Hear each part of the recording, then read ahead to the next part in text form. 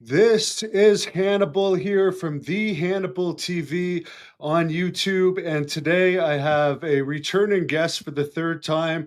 We have the British author, journalist, and TV personality from shows such as Ancient Aliens, as well as a couple Netflix shows I've noticed recently, as well as movies and other things. He's known for investigating UFOs, and he was at one time employed by the British Ministry of Defense working at the UFO desk. Nick Pope, how are you doing today, sir? Good. It's good to be back on the show. Thank you for having me. Well, it looks like since the last time I talked to you, we were right in the midst of all that drone news, and we finally got a statement from the president's office yesterday, which I'm sure you know all about. So I'm wondering if we could get your thoughts on that to start with. Certainly, yes. And I have to say, it's a bit of a weird one. President Trump had been asked about this in the run up to the inauguration, and he'd said, I'm going to have a report on that on day one.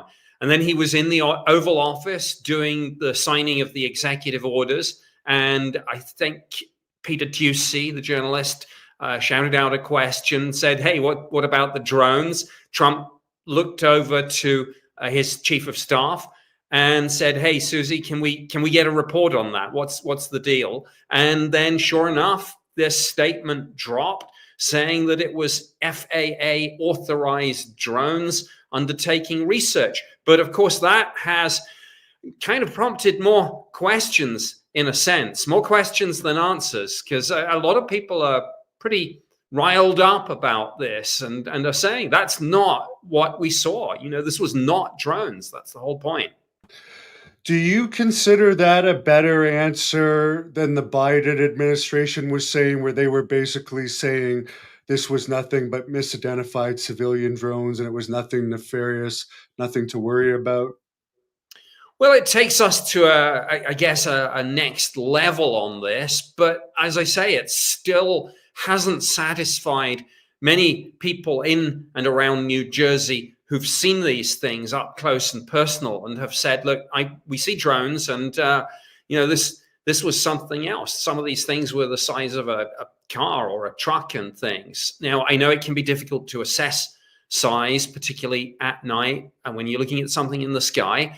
But I think people have asked for and deserve a little bit more information than we've had. I appreciate the administration has a lot on its plate at the moment, but I think, what FAA authorizations, what research, and even then, are we really sure that this explains all of the sightings, or might it be that it explains just some of the sightings? Because let's be clear on this, some of the drones that have been seen over the UK and Germany, the assessment there is that those are adversary drones, probably from Russia. So if that's possible with these European sightings, how have we eliminated that for these United States sightings? So still some questions.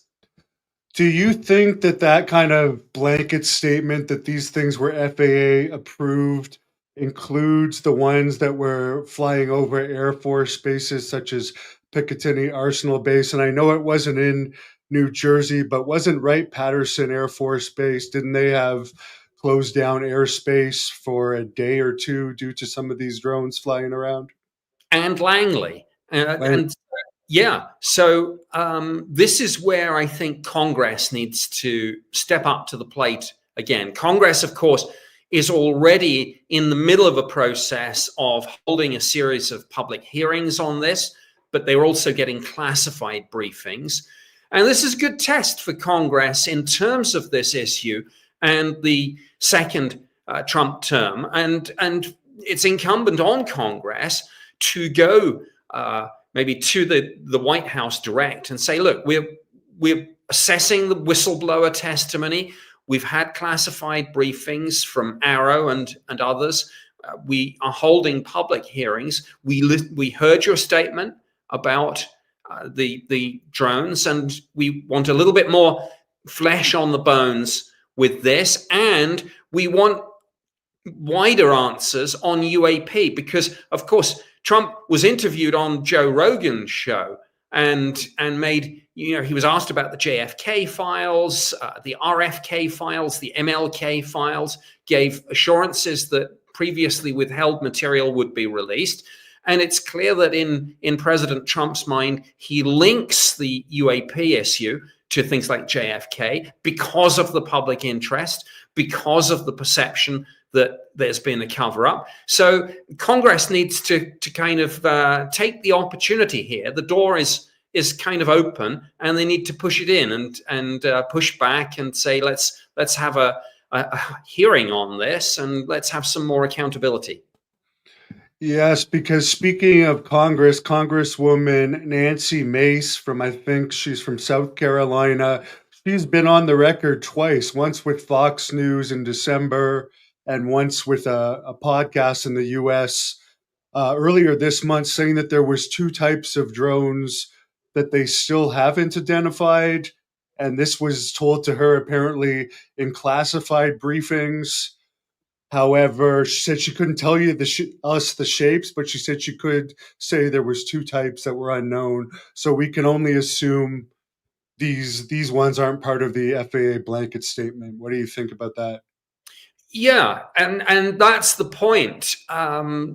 We should get away from thinking that FAA drones, if that's what this turns out to be with New Jersey, is a sort of catch-all explanation for everything that's been going on. Clearly, it isn't. We don't want FAA drones turning into a sort of 21st century version of the old swamp gas explanation, which then got trotted out by the US Air Force so often with sightings back in the 60s when they were running Project Blue Book.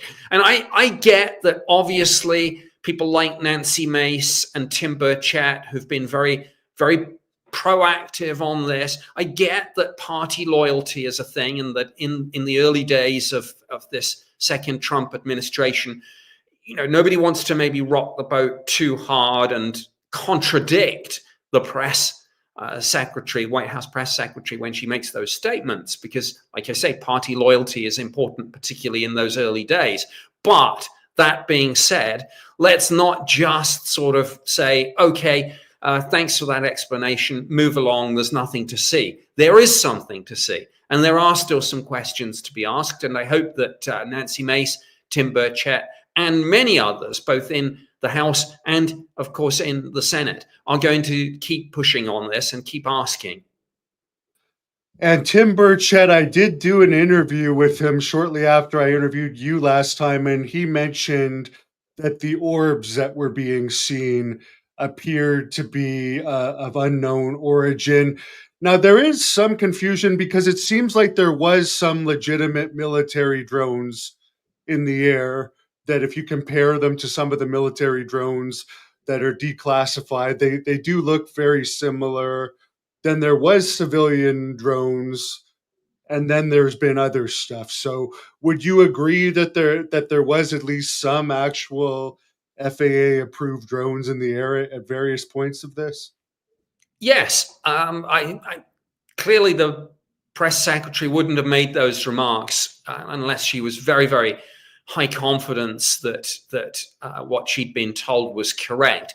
But again, I said from day one of this New Jersey drone flap that we are never going to find a single neat answer to this, just as we're never going to have a single explanation for UAP more generally. Clearly, lots of different things are going on. Even within the drone community, there's hobbyist drones. There are FAA drones, whatever this turns out to be, whatever this research is. There are military drones. There are law enforcement drones. There are commercial drones used by realtors, for example, and surveyors and engineers and things. So there's a whole bunch of things. But then there are other things too. And Representative Tim Burchett is right to say that when you look at something like those orbs, for example, there are clearly things going on in our skies which are still of unknown origin. There's a few people asking on here about this skywatcher thing that's come out where they claim they have been controlling some orbs over New Jersey, allegedly. Do you know anything about this?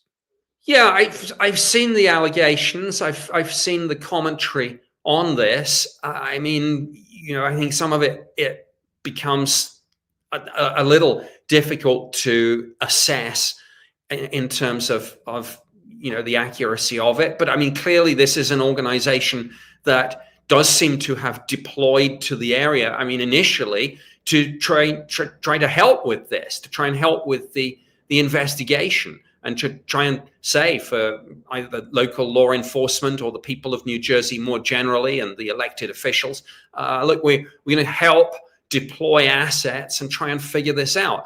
But I think that's kind of segued into something a little bit more. All I can say is at this early stage, I'm watching this still unfolding story with interest.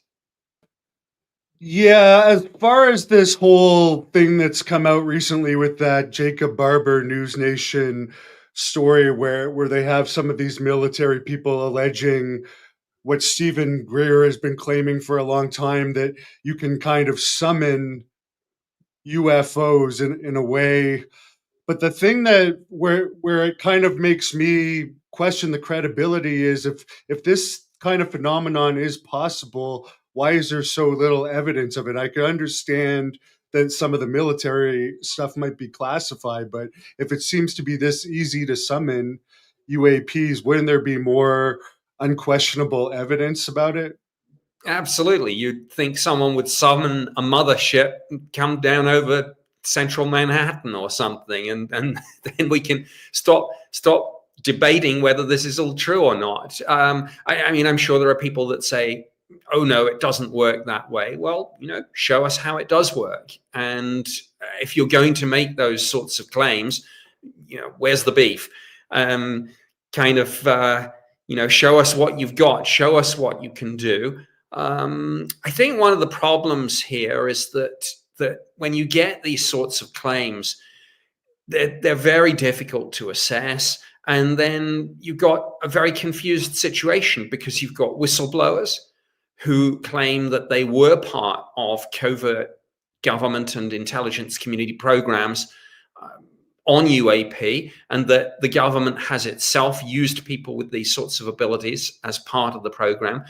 And so some of these people are going direct to Congress. Some people perhaps still are going directly to AARO, who are congressionally mandated to receive whistleblower testimony, and some are going to the media. And so you get people looking at these sorts of claims, seeing the videos that we've seen, like the so-called egg-shaped video that we've seen recently, and people are kind of just asking themselves, well, what's going on? Who is assessing this? Is this being media led? Which parts of this are being looked at by Congress? Because the thing about Congress is that you don't get into that room to testify until you've been vetted. So that's a useful thing in and of itself. But when you see someone on the media, it's less clear who they are and what their backstory is. I know you work with News Nation regularly, and I like their programming overall. But do you think that they went about the Jacob Barber story the right way? Because a lot of it is believable, but they seem to also go down a route that's going to take most people out of believing the story, even if the guy is credible as far as the summoning of the UFOs. And then the second interview they put out is extremely long, and there's a lot more kind of out there stuff talked about in it. Whereas if they had stuck to more of the believable things that had more evidence to it, it might have been a little easier for people to digest. Like, I think David Grush may have been accepted a little bit more when his testimony came out. It's a tricky one. I know a lot of those folks at News Nation very well, and they're people of immense ability and integrity. On balance, I think they actually did do the right thing, which isn't necessarily to say that it's gone the way they would hope. I think if you get a story like this, and you obviously want to be the first one to break that story, and then you hope that the rest of the media are going to kind of follow along, and you'll have that great kudos. And I know they feel that there was some degree of dirty tricks here, maybe to sabotage the story. I think the problem, in a sense, is the story itself. That, as you said, it is in places something that stretches credulity somewhat. Having said that, this is why I say I think they did the right thing. You can't edit your story to just because you're a little worried that some people will have some issues with it. If you vet the person, and I know that they vet these people, they wouldn't let them on TV without that, because if it all blows up in their faces, their credibility is shot. So they absolutely vet these people. But then what they can't do is say, let's run this part of the story, but let's just leave that part completely out because I think it pushes the boundaries too much. No, that would be dishonest. And so they're in a kind of difficult situation because they know, as journalists and broadcasters, that some of this is very hard to get your head around. But like I say, you can't selectively insert yourself into the story and say, I'm going to run these parts of it, but I'm going to drop those parts, because then you're not telling the story. Put it all out there and let the people decide. So it's a very tricky one, but I think they did do the right thing. And doing the right thing isn't always easy. Now, you talked about this in a way the last time, but there's a fan on here. Since we talked last time, Jeremy Corbell has done a Tubi documentary with TMZ where he's alleged that there's going to be some type of fake alien invasion in 2027, where the government is going to allege that there's some giant ship coming this way and is going to arrive here in 2027. You said a month or so ago that you'd heard rumblings that something might happen in 2027. Is this the same thing you're talking about, or is this something totally different? Well, I think it's related. I've heard for some time, I've probably heard for the last 2 years on and off, people talking about 2027. One or two people have said 2026 actually, but 2026, 27. I've heard these rumors for a couple of years that there is going to be something big, and people have assumed that that is disclosure, that this is controlled disclosure. Everything we see is part of a drip feeding process to acclimatize people ahead of the actual event in 2027. Now, the idea that the event is going to be the arrival of a ship, and the related concept that that's actually a false flag, alien invasion or alien arrival, is not something I'd heard until I heard Jeremy say this is going to be the fake story. Well, that leads to the question, if that's the fake story, what's the real story? And why would the government fake that? I mean, is it, as some believe, sort of part of Project Bluebeam, a false flag alien invasion ahead of introducing a sort of Space Patriot Act, martial law, everything that comes with that, suspension of various civil rights and things? I think that's a bit of a stretch, to be honest. There's a fan on here that wants to know your feelings of the whistleblower alleging that the U.S. operates in all countries around the world in the UFO field. We've heard this from numerous people now. We have, and we've heard that story. I think it was the Daily Mail story a year or so ago about the CIA's Office of Global Access being the body that has kind of lead responsibility for crash retrieval recovery operations. And I mean, clearly, geopolitically, absolutely, we know the US is the big dog in the room. And we know, of course, President Trump has made some pretty provocative statements about Canada, about Greenland, about Panama. So it shows that there is certainly, from the top down, this desire on occasions to go in to other countries whether we're talking about through diplomacy and voting or other means, and whether that extends to UAP recoveries and other UAP related activities, I don't know, but we've heard that. I think I saw someone flash up their Immaculate Constellation, and sure, that whole business is still to play. People are still trying to assess that document, and I know that there's obviously Jeremy got pretty riled up about this because somebody gave that document to Jeremy. Jeremy gave it to Michael Schallenberger. Michael Schallenberger then testified about it, and Nancy Mace then read it into the record, and there are still some questions about whether Jeremy got the appropriate credit for that. I mean, clearly he didn't, but what the reasons for that were, I don't know. But again, so there's so many facets to this. Yeah, then later in the day, I know they've played this down, but it seemed like Lou Elizondo kind of pushed Jeremy Corbett out of the way in the hallway there at the congressional hearing after. I don't know if that was an accident or what, but there was some weird stuff going on that day.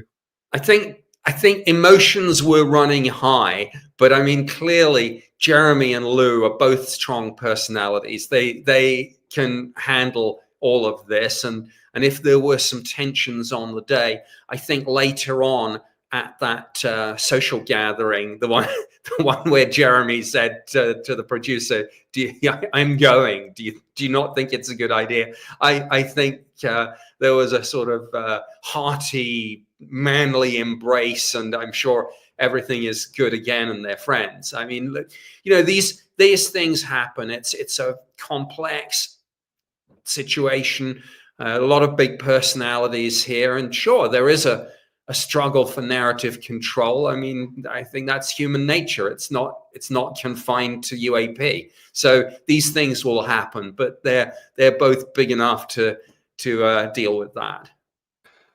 We've heard a lot of people like Tim Burchett say that Trump could very well be the disclosure president, and it could happen as early as March. Some government people have actually gone on the record saying that.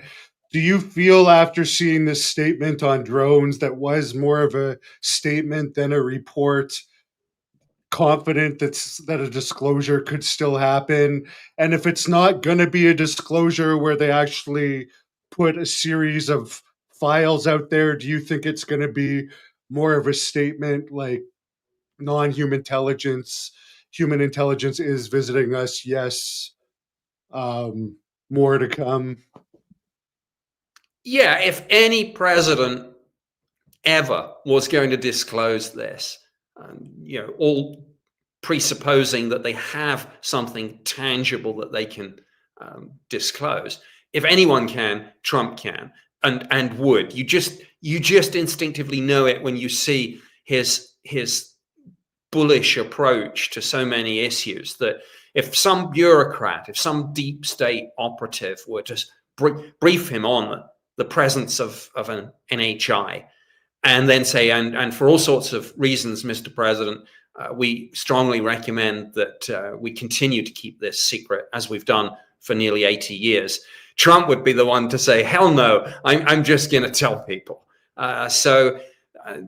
Yesterday's statement, I mean, the statement about drones has, I will be honest, it has kind of dampened those expectations in the UFO community somewhat. People were all fired up and thinking, oh yeah, Trump's going to disclose day one the drones, and then probably, a month or two time, the whole thing, UAP, NHI, etc. This drone statement has made people say, well, wait a minute, this doesn't sound like the great revelations we were promised, but maybe if it's the answer, it's the answer, and we'll just have to see what happens next. There's someone bringing this up, and you kind of allude in your abduction book about crypto-terrestrials. What do you think about the people that say that there could be aliens underground, whether it's military bases or there's actually like crypto-terrestrials that live underground, possibly on Earth? hidden away from us?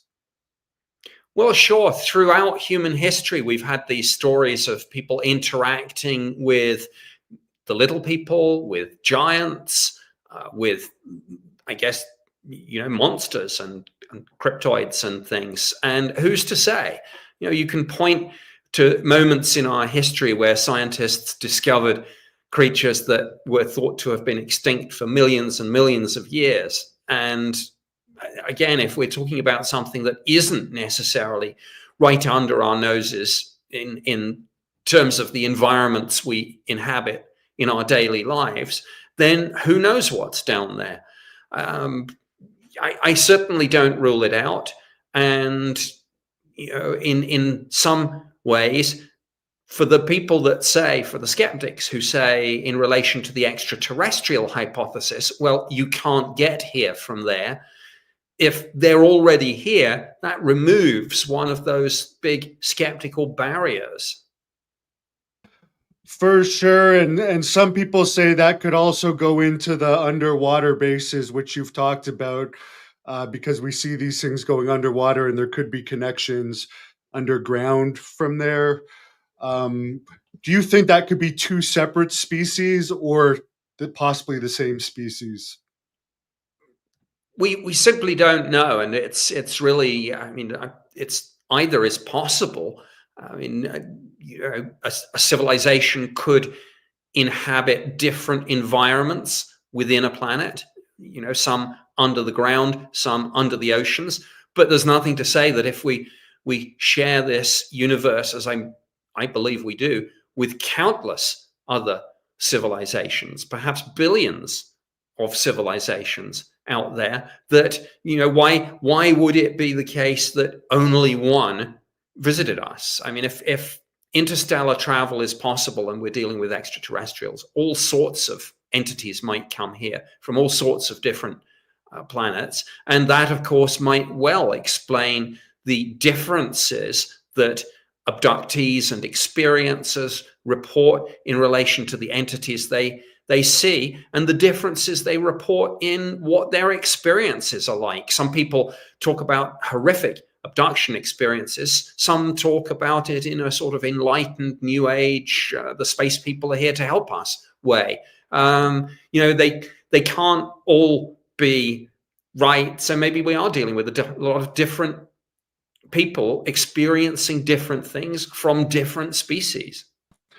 The one story that you talk about in your abduction book is, I believe it was a woman that was being abducted and she was in extreme pain, and it was almost like they didn't understand that she could be in pain. So then they did something to stop the pain. But a lot of people that try and pass the peace and love narrative, which the pain might not be intentional, but as you mentioned, these abductions can be extremely painful and extremely traumatic. Could you talk a little bit about some of those cases that have been very traumatic to some of the alleged abductees?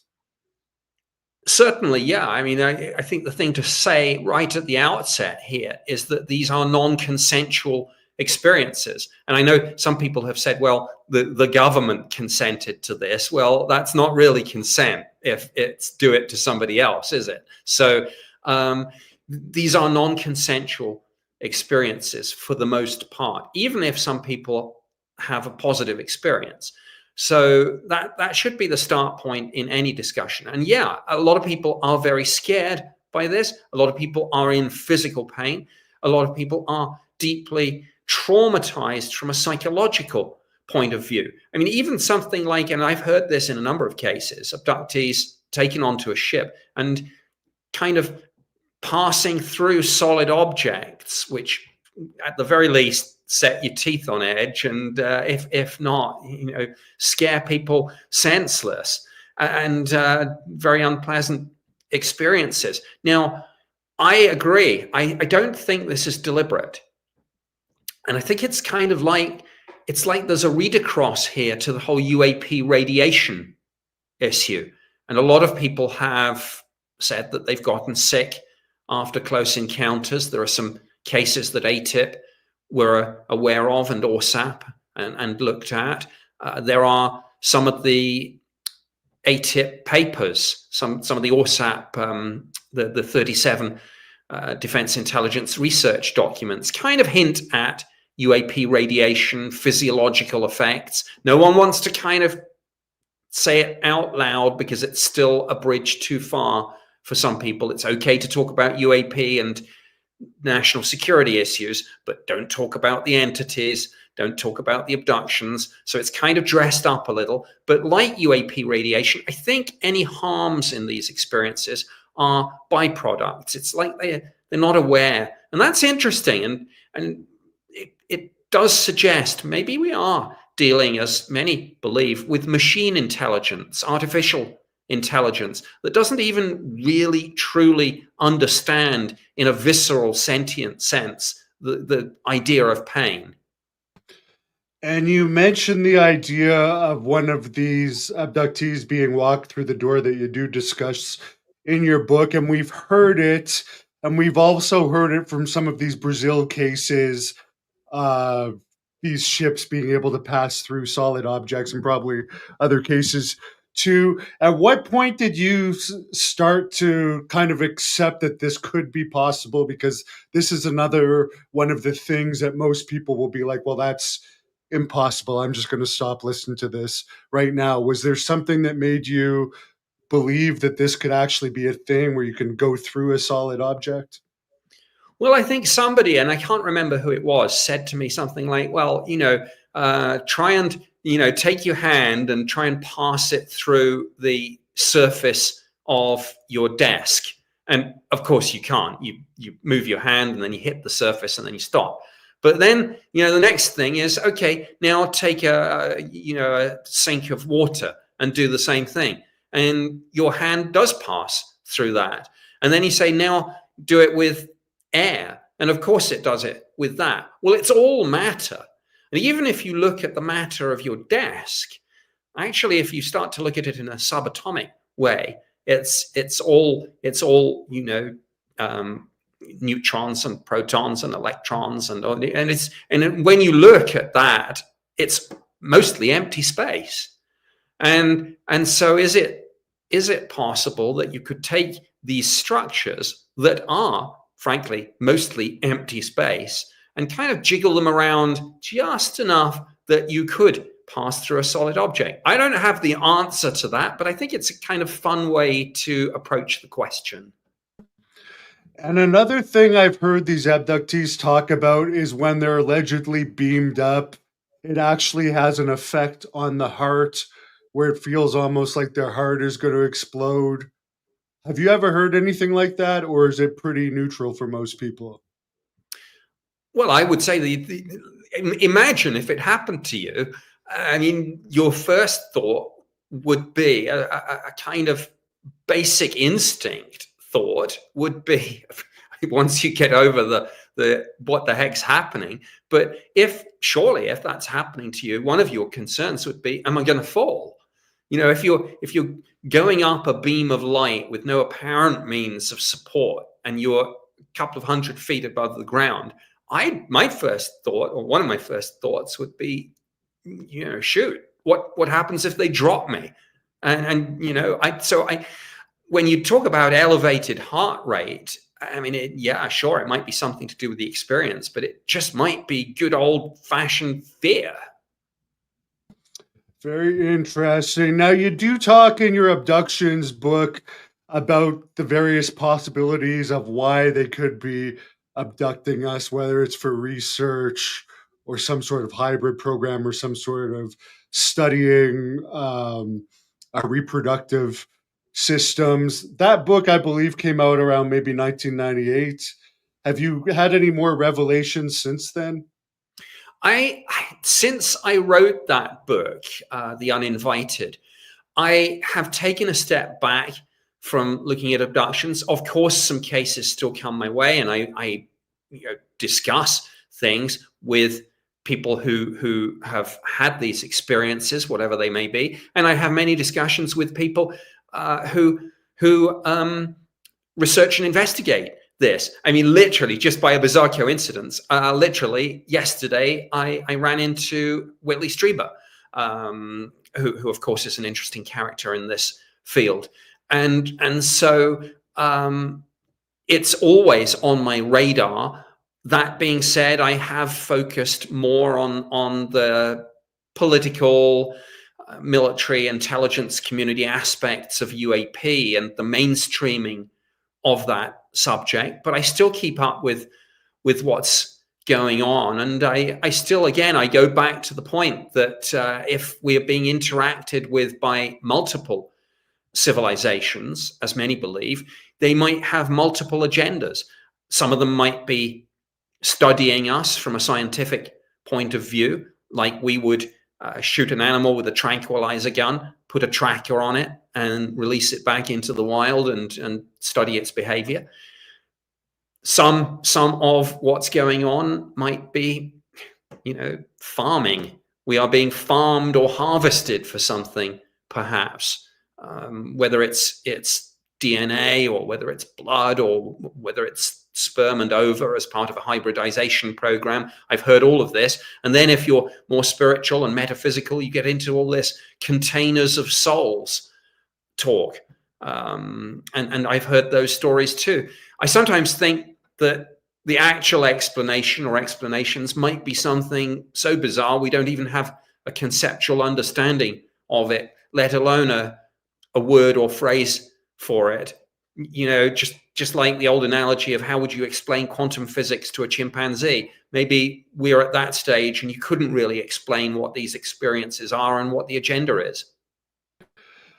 You do mention the case of David Jacobs in your Uninvited book, not in that big a detail, but I've heard several of his interviews back when he was doing interviews, and he seemed to think that they were slowly populating Earth potentially with some of these experiments they were doing as far as possibly creating hybrids. What do you think about that? And what do you think about his credibility in general as someone who says he's been abducted multiple times, where they were doing tests on him a lot of these times that included either punishments or rewards?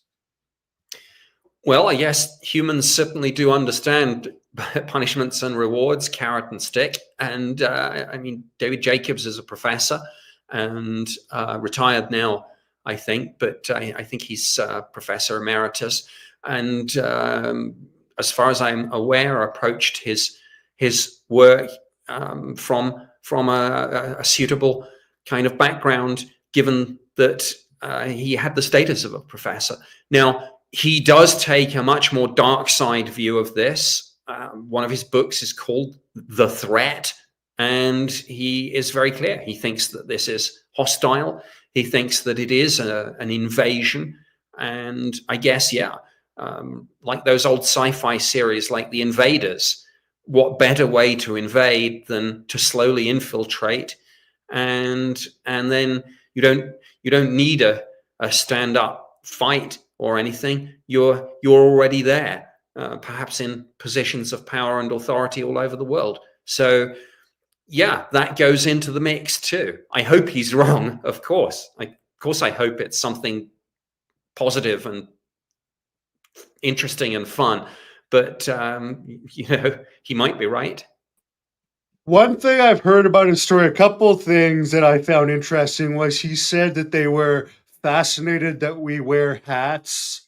And that was one of the things that they asked him a lot about. And they seem to have a real fascination with war and would show him images of war and get him to react to it and explain certain things about wars. And that kind of explains why we might see them a lot in war scenarios over the years. But is this something common with abductees that you've heard, or is this more David Jacobs? No, there's actually, the question reminded me of another case that I looked into and wrote up in the Uninvited. And it's the kind of bizarre and surreal aspects of this. I mean, wait, hats. Why of all things would they be interested in hats? Well, let's flip it around and say that obviously if we're being interacted with by an extraterrestrial civilization, their technology, because they've gotten here and we can't get there, is way ahead of ours. So they're not probably going to be interested in our, I don't know, our computers or our aircraft, because, you know, to them, it's just something that they probably went through, you know, ages ago. But the more bizarre and abstract things, architecture, art, literature, clothing, things that are unique to any civilization, might be of more interest. And yeah, hats, why not? One of the cases that I wrote in The Uninvited, a group of very strange individuals who this abductee believed were extraterrestrials in human form, walked into an art shop in central London, spent a lot of time talking amongst themselves, and then purchased a single pencil. And just the surreal nature of the whole experience. And then she gave them their change, and they all looked bewildered, like they didn't understand the concept. They understood the concept of money, but it's like they didn't understand the concept of change. Now, I have heard stories like that, just bizarre, abstract things, time and time again. And again, that's why this doesn't get mentioned in Congress, because Marco Rubio is going to talk about national security cases, but he's not going to talk about this sort of thing.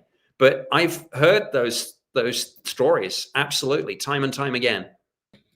And you mentioned Whitley Strieber. I've read several of his books, probably actually more than several, and some of his stories are pretty out there, like with the cigarette smoking midget that was living in his house barely at one point and also running around the forest. But then he says a lot of credible stuff.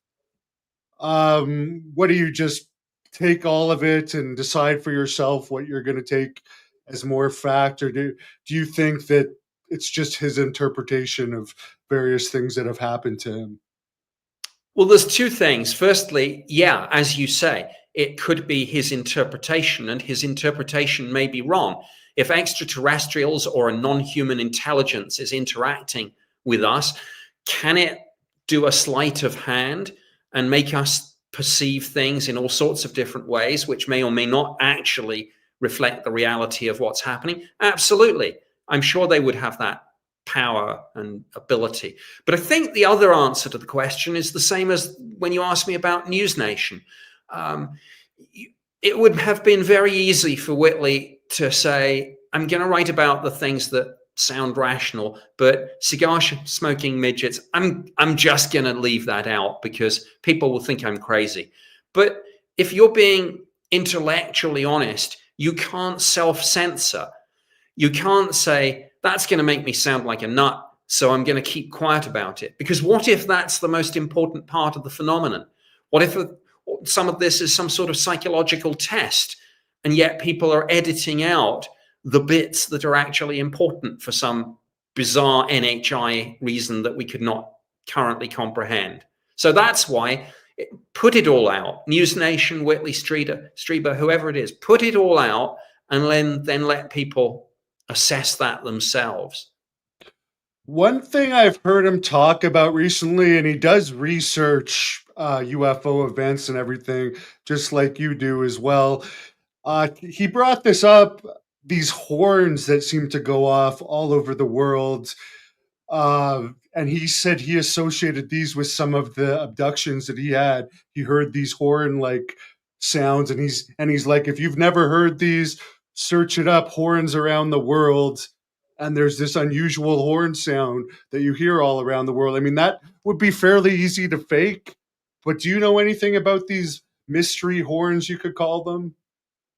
I haven't really investigated it in any detail, but of course you'll hear some people talk about the trumpet of God, and you'll hear some people talk about these horns or trumpets or sounds in terms of something that they interpret in a religious way. And sometimes, of course, some people will interpret that from a sort of end times narrative perspective, that these horns sound towards the end of days. and people I know have tied this in with the idea of the rapture and the idea of some of the themes that we see in the book of Revelations. And of course, that brings us full circle, because there are many people, certainly in the US government, but I've seen it in the UK too, who interpret UAP in terms of demonic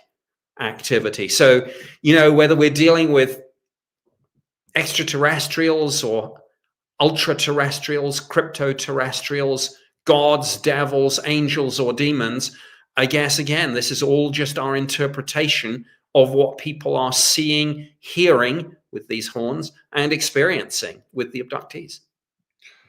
The Dave Kruger is tipping $5, and he wants to know your thoughts on ETs in Antarctica. I'm not an expert on that. I know that Linda Moulton Howe has done a lot of work on that, and she's had a lot of whistleblowers come to her. So I haven't really encroached onto her kind of area of expertise here, simply because I don't want to reinvent the wheel, and that's a long-winded version of really saying I don't know. There are some interesting stories out there. I mean, again, you have the whole, wasn't it, Buzz Aldrin went down there, and a lot of world leaders went down there, and there was some kind of cryptic statements made. Every now and then you'll see something on Google Earth with people saying, hey, what's this? Or why is this being hidden? But I think eventually, here's an interesting thing. Whatever you think about the causes of climate change, clearly the ice is melting. If there's something under there, we'll find out sooner rather than later. And with more and more private satellites up, even though most of them don't actually go over the polar regions, but it's possible to do, maybe we will find out more about that in the next few years. Let's get some Starlink or equivalent down there and have a look, so that this isn't in the hands of the government anymore. But the whole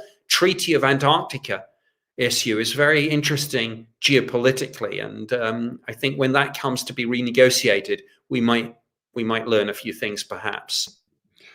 Someone on here is asking about, of course, Hayam Meshed and Paul Hellyer both talked about an alleged galactic federation, but more specifically, I'd be interested in knowing your opinion on Hayam Meshed's revelations in his book, because now it's been out a few years. Have you ever seen an English translation of it, or done any more research into some of the allegations he made in his book that came out, I guess, 3-ish years ago now?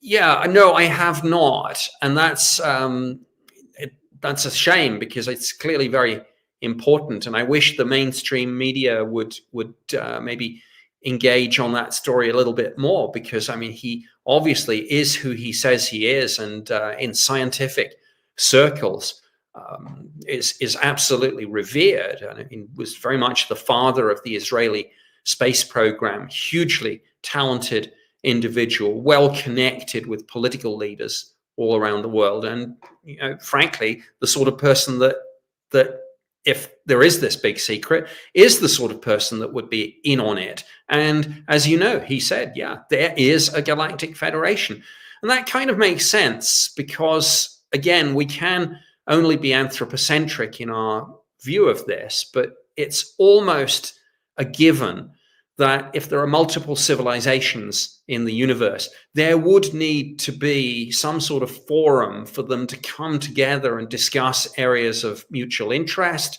to try to prevent conflicts, that sort of thing. And whether you call it the Galactic Federation or whatever you call it, there would be, it stands to reason, something like that. Because these sorts of bodies are almost like inevitable when civilizations form. I mean, a federation of planets, to borrow a phrase, is really only an extension of the idea of government, and any civilization that kind of would ever do things like big collaborative ventures would need a form of government. Otherwise, nothing would ever happen.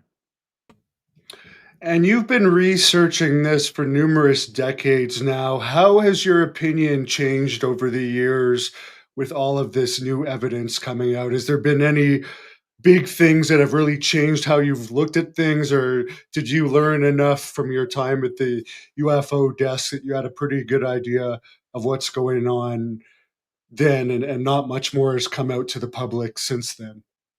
Oh no, quite the opposite. I'm always learning new things about this, and obviously I am still, I have contacts back at the Ministry of Defense, still friends and contacts. But more importantly, I've lived in the US since 2012, and I've developed a network of friends and contacts here, and so many of the people that we've talked about, whether it's Lou Elizondo or Jeremy Corbell or whoever it is, are people that I've met and with whom I discuss this. So, I'm not claiming to have deep insider knowledge of this, but I think I do have an insider perspective on this, and I am always learning. And I think a couple of things stand out to me. One, I have taken, and I've gotten some flack for this, but I make no apologies for it. I have taken a little bit more of a cautious view about people's ability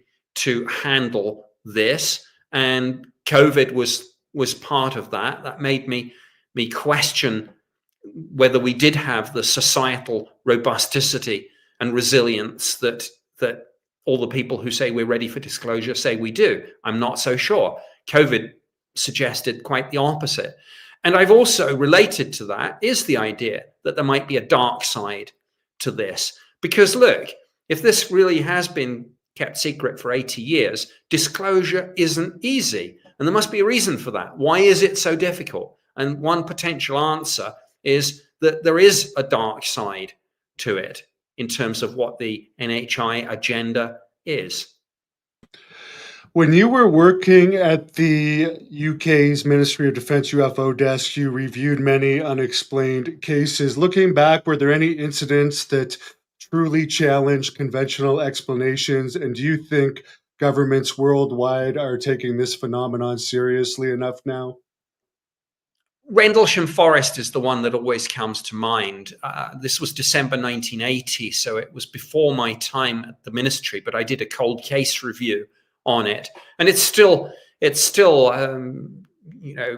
over 40 years on, it's still completely unexplained. There are multiple aspects to it, and one I will make a prediction on Rendlesham, and the prediction is that so far Rendlesham Forest has kind of languished in a sort of second place to Roswell. It's the bridesmaid, not the bride, so to speak. But I know full well that many of the people on and associated with the UAP task force, ORSAP, ATIP, Arrow, they're all aware of Rendlesham. I'll make a prediction that we might get some information on some of these flagship British cases, like Rendlesham Forest, the Cosford incident, the Calvine UFO with the photos. We might get some information on that from US whistleblowers. So there's a prediction for you today. That's pretty exciting. In recent years, the US government has changed a lot of their declassified reports names to unidentified aerial phenomena rather than UFOs. Do you believe this shift in terminology has to do with the way these cases are being looked at now as compared to the past?